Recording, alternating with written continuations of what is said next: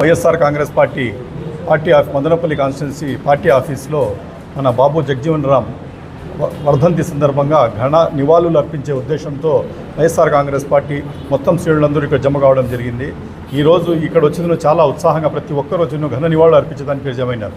ఈ ముఖ్య ఉద్దేశం అంటే ఈరోజు మన బాబు జగజీవన్ రామ్ గారు మన దేశానికి చేసిండే సేవ, ఇలా మహానుభావులు వర్ధంతులు కానీ జయంతులు కానీ జరపడం ముఖ్య ఉద్దేశం ఏమంటే వాళ్ళు మన దేశానికి ఏమేమి చేసినారు అది అంతా కూడా మనం అది క్యాచ్ చేసుకొని మనం కూడా వాళ్ళ ఆశయ సాధన కోసం ఇప్పుడుండే యంగ్ జనరేషన్ అంతా ఏముందంటే అంతా కంప్యూటరైజేషన్ అయిపోయి వెస్టర్న్ కల్చర్లో వెళ్ళిపోయి ఇక ఉండే మన హిస్టరీని కూడా మర్చిపోవడం జరుగుతూ ఉంది. దానికోసం మనం వచ్చిందను ఇట్లా రిపీటెడ్లీ ఇట్లా చేయడం దానివల్ల ప్రతి ఇళ్లలో కూడా ఆయన ఘన నివాళులు అర్పించి వాళ్ళ జయంతులు కానీ వర్ధంతులు కానీ చేపించుకుంటే వాళ్ళ జీవితాల మీద ఒక వెలుగు వస్తుంది. వాళ్ళ జీవితాలు ఎట్లా నడిచాయని కానీ చిన్న పిల్లలకు ఒక ఉత్సాహం వస్తుంది, వాళ్ళు కూడా తెలుసుకుంటారనే ఉద్దేశంతో చేయడం జరుగుతుంది. ఇప్పుడు బాబు జగజీవన్ రామ్ 1905 సంవత్సరంలో బీహార్లోని ఒక కుగ్రామంలో జన్మించినారు.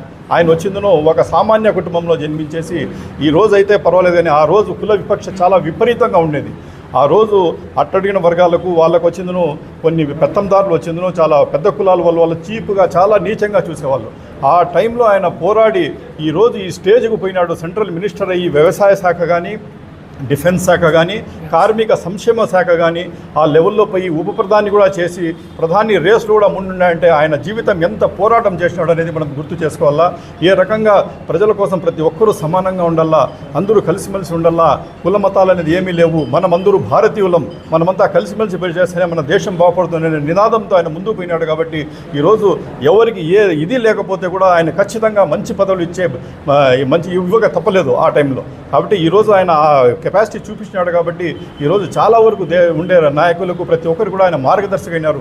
మనం కూడా రాబోయే దినాల్లో కూడా ఆయన మార్గదర్శకంలో నడిచి అన్ని కులాలు అన్ని మతాలు కులాలన్నీ డిఫరెంట్ ఉండే కూడా మనం భారతీయులం అనే నినాదంతో ప్రతి ఒక్కరు కానీ ముందుకు పోయినామంటే ఖచ్చితంగా మన దేశం ముందుకు సాగుతుంది.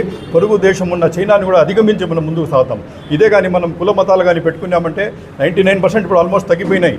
అది కూడా ఉండే 1 or 2% కూడా తగ్గించేసి మనం ముందుకు సాగినామంటే దేశం ప్రపంచంలోనే మన దేశం నెంబర్ 1గా ఉంటుంది. అన్ని శక్తి సామర్థ్యాలు ఉండే దేశం మనది. కాబట్టి ప్రతి ఒక్కరూ దీనికి వచ్చిన ఆయన నినాదాలకు జై కొట్టి ప్రతి ఒక్కరూ వచ్చిన ఆయన మార్గదర్శనం నడుస్తారని ఆశిస్తూ దానికి ఆ మార్గదర్శనాలు స్వచ్ఛగా పాటించే వ్యక్తి వచ్చి మన జగన్మోహన్ రెడ్డి గారు.